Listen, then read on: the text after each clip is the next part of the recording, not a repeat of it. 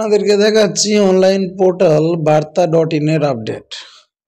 এখানে একটা বড় আপডেট বেরিয়ে এসেছে, এবারে 3 গুণ বাড়বে বেতন। হ্যাঁ বন্ধুরা, দেখুন কি বলছে।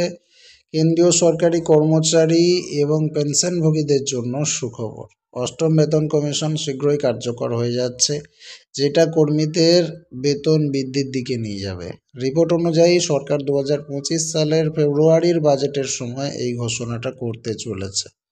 বেতন বেড়ে যাবে। অষ্টম বেতন কমিশন যদি কার্যকর হয় তাহলে কর্মচারীদের মূল বেতন 3 গুণ পর্যন্ত বেড়ে যেতে পারে। 8,000 টাকার বর্তমান মূল বেতন 51,480 টাকায় পৌঁছানোর সম্ভাবনা রয়েছে। এবার ফিটমেন্ট ফ্যাক্টর, যা বেতন নির্ধারণে গুরুত্বপূর্ণ ভূমিকা পালন করে, 2.57 থেকে ফিটমেন্ট ফ্যাক্টর 2.86-এ বাড়ানোর দাবি উঠেছে।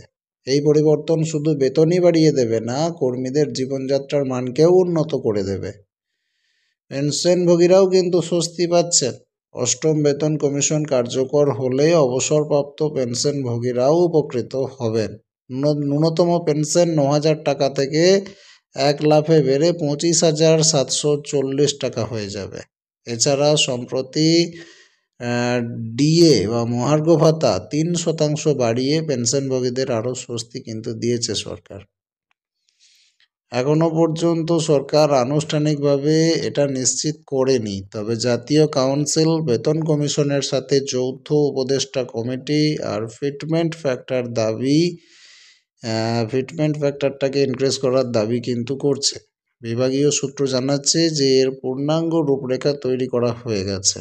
অষ্টম বেতন কমিশন কার্যকর হলে সরকারি কর্মচারী এবং পেনশনভোগীদের আর্থিক অবস্থার কিন্তু বিরাট পরিবর্তন হবে। বেতন এবং পেনশনের এই ঐতিহাসিক বৃদ্ধি কর্মচারীদের মধ্যে নতুন উদ্যম এবং শক্তির সঞ্চার করবে। আর সবাই 2025 সালের ফেব্রুয়ারির বাজেটে এই ঘোষণার জন্য কিন্তু অধীর আগ্রহে অপেক্ষা করছে। আপনিও কি অপেক্ষা করছেন? তাহলে চ্যানেলটিকে সাবস্ক্রাইব করে রাখবেন, যাতে করে এরকম শুভ সংবাদ আপনারা পেয়ে যাবেন।